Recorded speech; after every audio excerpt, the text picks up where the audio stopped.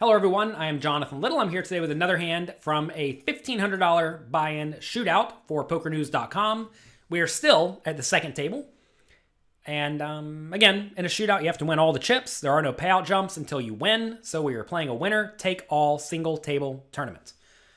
All right, tight aggressive player with 40 big blinds, min raises, cutoff calls, button calls, small blind folds, and now it's on me. So I'm getting amazing pot odds, right? About 10 to 1.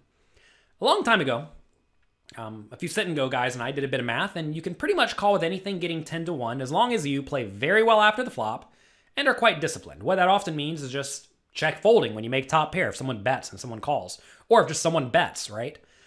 I'm not going to say you're playing only to make two pair or better, but you kind of are playing only to make two pair or better. That said, if you can navigate situations where you do make top pair, no kicker well enough, you'll be fine. So we're going to call in this spot. There is definitely merit in 3-betting this, by the way. I think I'd prefer to have a slightly better hand like King 9 or King 8. It doesn't make a huge difference, but if we do think the initial opener is a little bit too loose and the other players are a little bit too splashy, meaning they're calling with just junk that they're going to fold to a 3-bet, I can make it something like 18,000 here and then fold to an all-in, and I think that would actually be pretty strong. If I was playing this hand today, I may actually make it something like 18,000. But whatever, I'm going to call here the vast majority of the time and try to play reasonably after the flop. So flop comes King Jack 2. This is definitely a spot that favors the under the gun +1 raiser. He should have all sorts of ace king, king queen, king jack, pocket kings, pocket jacks. You get the drift. He has all the good hands. So I'm going to check to him, and then it checks through, which is great because now my hand is probably going to be good a decent amount of the time because most people under the gun +1 would bet with a king or better.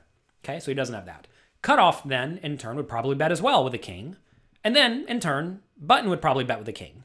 So that's great. We have the best hand most of the time, and we will play accordingly. But then we get a jack on the turn. The jack on the turn is terrible for me.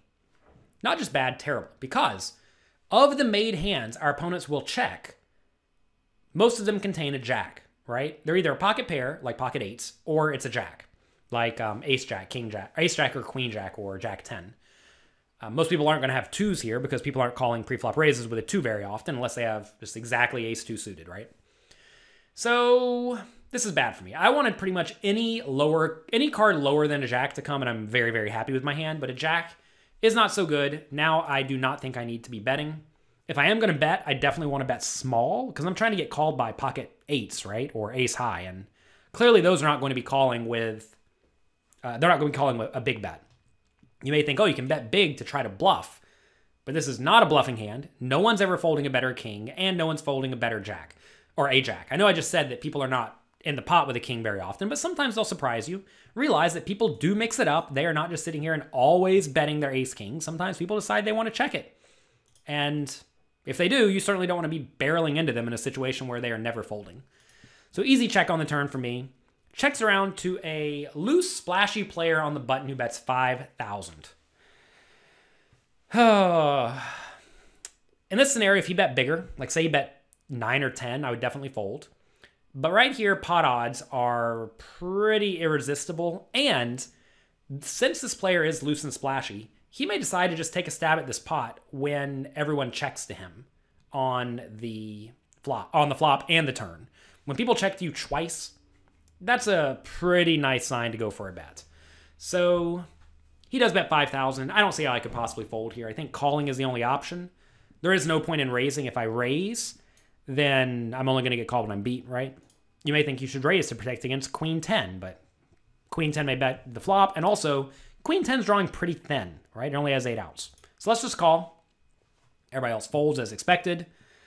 The river's another jack. So now I have a full house. Should we bet into our opponent? Well, I think the answer is clearly no. The opponent has lots of jacks in his range. I certainly could have a jack too, don't get me wrong. But the opponent has played his hand exactly as he would play a jack, or exactly as he would play a bluff. So I need to check to make sure I lose less against the jacks, and I induce bluffs, because at this point my hand probably looks pretty weak too. It either looks like a king or something worse, like pocket sixes. So I check, opponent bets 10,000. This is a spot where I do think he will consider bluffing. Now, I don't know if he will bluff, but I don't really see how I could fold. He could also just have a king as well. Like say he did call king 8 suited pre-flop on the button and then decided to check back flop and bet small in the turn for value and protection, and then decided to bet again on the river to try to get called by pocket sixes. I think that's perfectly reasonable for a loose splashy player. And for that reason, I think we have a pretty easy call. But realize in this scenario, our opponent is going to show us a jack a lot of the time. And when he does, you cannot be sad. You can't think, oh man, we got owned, we got outplayed. And realize we navigated this dicey spot as well as we could. And in reality, we didn't even lose very many chips if we lose. We've lost 10 big blinds, right? Losing 10 big blinds with top pair that turned into a full house is fine. So let's see if we win or lose. We do lose. He has the ace and the jack. I think this is a well-played hand by the opponent. He could probably bet bigger on the turn in the river, unless he did think my range was particularly weak, as, you know, he probably does. So just an unfortunate spot. There are times where you could consider folding the river if your opponent is a very, very tight, straightforward player, or if the opponent used bigger bet sizes. But in this scenario, when he does bet small, it's just not that costly to call. And if he's ever bluffing, then clearly we're getting great pot odds. Now, again, some people vary their bet sizes on the river. They will bet big in the spot as a bluff and small with the nuts. If you run into players like that and you take notes on them and you figure out what they are doing incorrectly and varying their bet size, you can really crush them.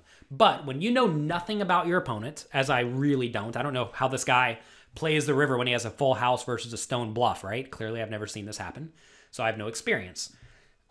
In that scenario, you just have to make the best play you can with the information you have, which is not much, which means not folding a king here.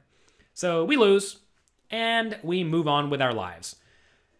That's going to be it for this hand for PokerNews.com. Thanks for being here. Be sure to follow me on Twitter at Jonathan Little. I post all sorts of fun hand videos, video blogs, all sorts of stuff. I think you'll enjoy it if you're on Twitter. Most people are. Some people aren't. But anyway, check me out there at Jonathan Little. Good luck in your games. Have fun. Be nice to someone.